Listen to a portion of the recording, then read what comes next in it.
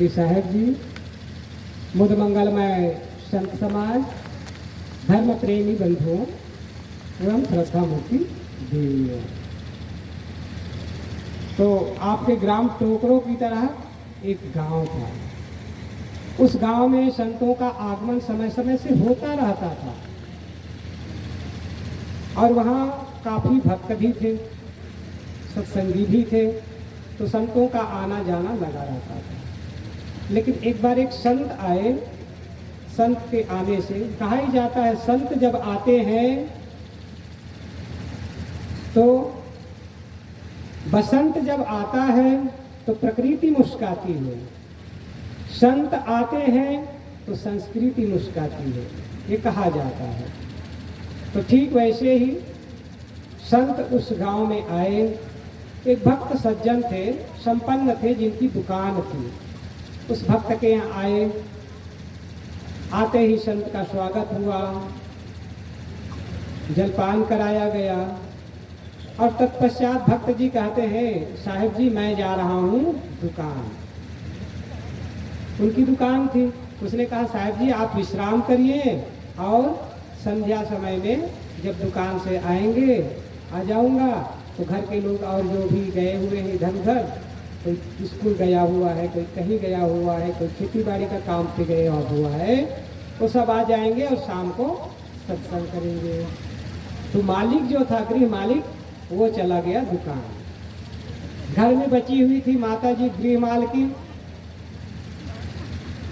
तो गृह मालकिन थी तो बैठी थी, संत के पास बैठी थी। संत भक्त थी तो संत से ज्ञान चर्चा कर रही थी।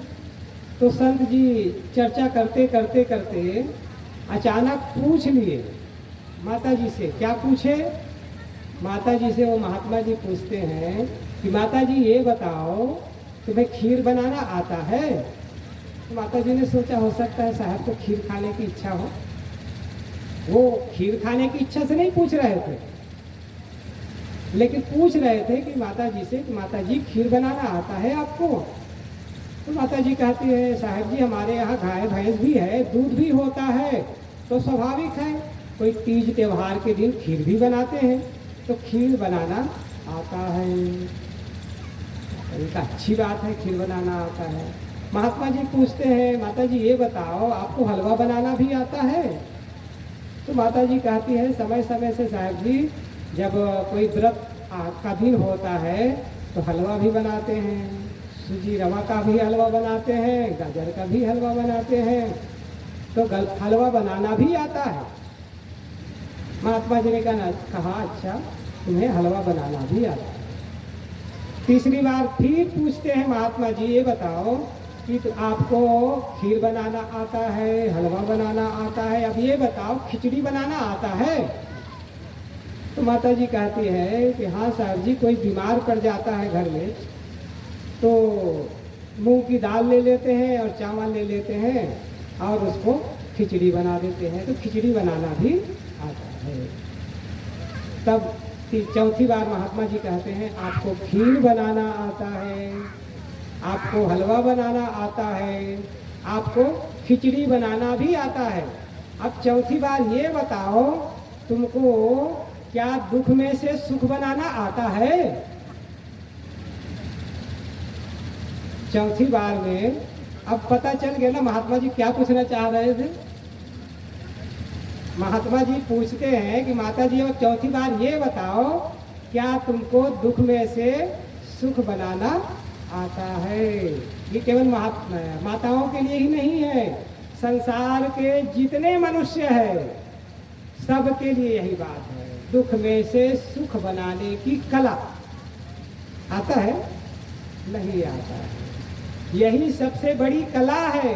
संसार में आकर के आदमी सुख चाहता है, शांति चाहता है, आनंद चाहता है, प्रसन्नता चाहता है, लेकिन जीवन में दुखे दुख रहता है।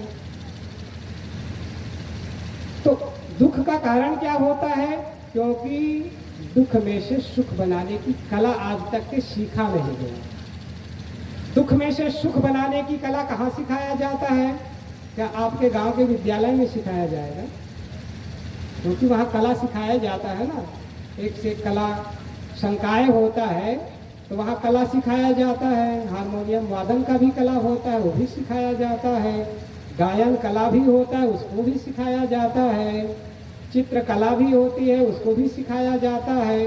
भिन्न भिन्न कलाएं होती हैं, उन्हें सिखाया जाता है। किंतु जीवन में दुख में से सुख बनाने की कला आज संसार में कहीं नहीं सिखाया जाता है। सिखाया यदि जाता भी है तो संतों के दरबार में सिखाया जाता है। और आदमी वहां से दूर रहता है।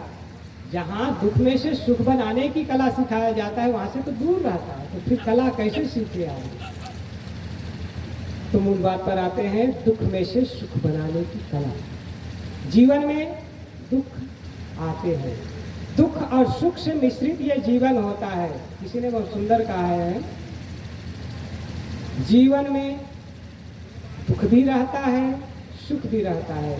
जब जीवन में सुख रहता है तो दुख विश्राम करता रहता है, और जब जीवन में दुख आता है तो सुख विश्राम करता रहता है। एक साथ दोनों काम नहीं कर सकते। जैसे दिन होता है तो रात नहीं होती, और रात होती है तो दिन नहीं रहता है, तो दोनों एक साथ नहीं रह सकते हैं। तो दुख में से सुख कैसे बनता है? प्रकृति, परिस्थिति, वातावरण, घटना, ये सब अपने आप बदलते रहते हैं। और जब प्रकृति, घटना, वातावरण, व्यक्ति हमारे मन के अनुकूल नहीं होते हैं तब हमें दुख लगता है।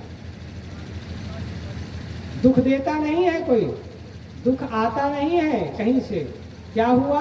प्रकृति हमारे अनुसार नहीं है, वातावरण हमारे अनुसार नहीं है, घटना हमारे अनुसार नहीं हो रही है, लोगों का व्यवहार हमारे मन के अनुरूप नहीं हो रहा है, प्राणी और पदार्थ हमारी इच्छा के अनुरूप नहीं है। बस मनुष्य के मन में दुख अपने आप आ जाता है। दुख आया कि परिस्थिति, वातावरण, घटना और मनुष्यों का व्यवहार हमारे मन के अनुसार ही तो नहीं हुआ कि दुख आया। दुख आदमी अपने मन में बना लेता है, दुख आता नहीं, दुख कोई देता नहीं।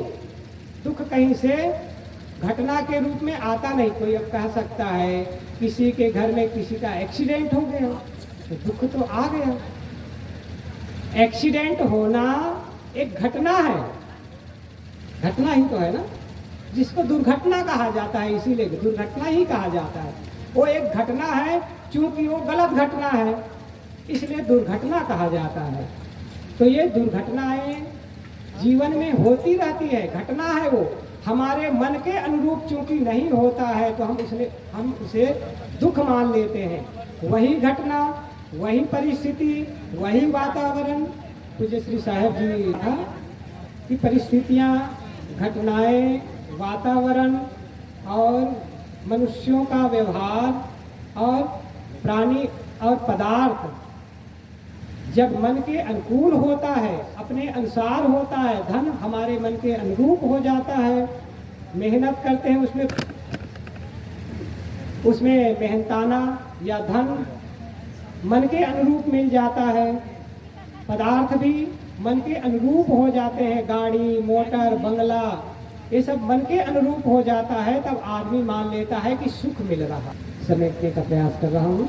तो मैं कह रहा था कि जब मन के अनुकूल पदार्थ हो जाते हैं, रुपये, गाड़ी, मोटर, जमीन और भी जो सामान आपके हैं, वो जब मन के अनुरूप हो जाता है, घटनाएं भी मन के अनुरूप हो रही है, वातावरण, परिस्थिति भी मन के अनुरूप हो रही है, और घर के लोग, पत्नी, पति, बच्चे, माता, पिता, पड़ोसी, सब मन के अनुरूप होता है। जैसा मन मानता है वैसे अनुरूप होता है तो आदमी सुख मानता है। और जैसे ही मन के विपरीत हुआ आदमी दुख मान लेता है। सुख और दुख कोई देता नहीं, आता नहीं, बस मनुष्य के मन की मान्यता है। बस वो अपने अनुकूल नहीं होता है, अनुसार नहीं होता है, अपेक्षा के अनुरूप नहीं होता है। किसी ने बहुत सुंदर कहा है, मनुष्य के मन की अपेक्षा के अनुसार हर काम होता है तो आदमी उसे सुख मानता है। और मनुष्य के मन के अपेक्षा के विपरीत जो काम होता है तब आदमी उसे समस्या मान लेता है, दुख मान लेता है। वो समस्या आती नहीं है, वो हम मान लेते हैं। अब कोई कहे कि इस मौसम में बरसात हो जाए तो मौसम बन जाएगा, बारिश हो जाएगी। और किसी का फसल का नुकसान हो गया तो आदमी क्या मान लेता है, समस्या आ गई, दुख आ गया। वो एक घटना है, घटना में हमारा कुछ नुकसान हो गया, लेकिन दुख नहीं मानना चाहिए। ये तो जीवन है, जीवन में कभी धूप रहेगी तो कभी छाया रहेगी। तो सुख और दुख हम मन में मान लेते हैं। अनुकूल प्रतिकूल घटनाओं से ऊपर उठकर जीना, मन को समता में ढाल कर रखना। अभी हम सुन रहे थे भजन, पल पल समता में इस मन का ढलना है साधना। प्रारंभ में आप लोग श्रवण किए होंगे भजन, पाना नहीं जीवन को बदलना है साधना, पल पल समता में इस मन को ढालना है साधना। तो हर पल मन को समता में जितना ढालेंगे हमारा मन सम रहेगा। अनुकूल परिस्थिति में, प्रतिकूल परिस्थिति में, अनुकूल घटनाओं में, प्रतिकूल घटनाओं में, मन के अनुसार वातावरण में, विपरीत वातावरण में, हर समय मन समता में रहेगा तो सुख दुख हमें व्यापेगा नहीं। बस संतों का जीवन ऐसा ही होता है कि उनके भी जीवन में वही घटनाएं आती है जो आपके जीवन में आता है। उन्होंने अपने मन को समता में ढाल लिया, उसे सुख दुख नहीं लगता है। बस आपको भी वही काम करना है। और बहुत सी बातें थी, लेकिन चूंकि समय कम है तो मैं अपनी